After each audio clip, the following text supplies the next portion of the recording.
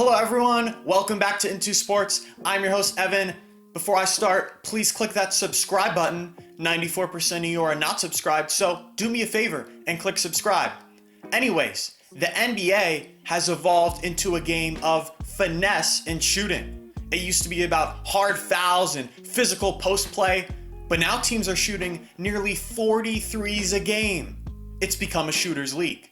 Klay Thompson makes $40 million a year because he can shoot and he can defend.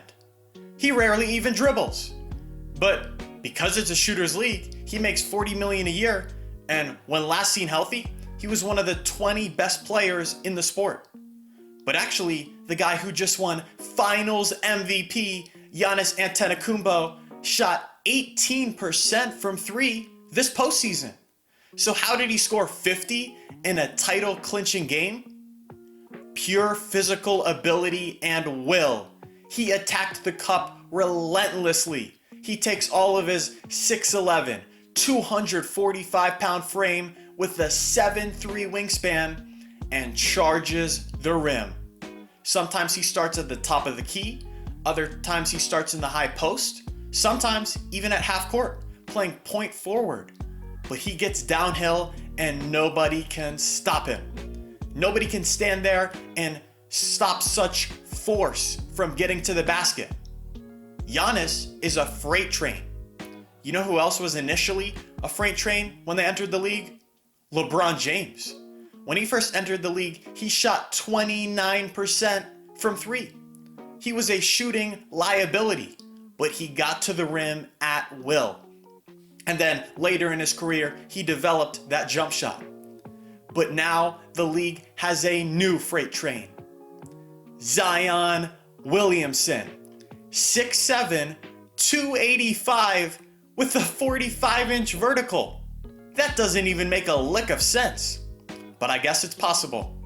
Zion is another guy who bullies his way to the basket, whether that be from the high post or initiating the offense himself and playing point forward like LeBron and Giannis do. Now I know what you're saying. Well, okay, it's too early to put Zion next to LeBron and Giannis, or he's only played 85 games. You can't say he's the next version of those guys. But Zion is only 21. He just finished year 2. And if we compare his second year to our other two guys in their second years, he's way better than Giannis and arguably better than King James, a top 2 player of all time. Now, we are all in awe of what Giannis just did this postseason. But if you do a quick comparison between the playoff stretch we all rave about, and rightfully so, and Zion's second year, which rarely gets discussed, the numbers are closer than you could ever imagine. I'm not saying Zion is on Giannis's level just yet, but if we put his year into perspective, it was pretty fantastic.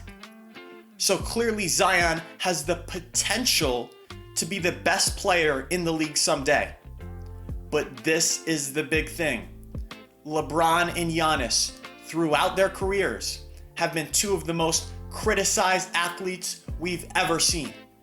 And that's because of their style of play.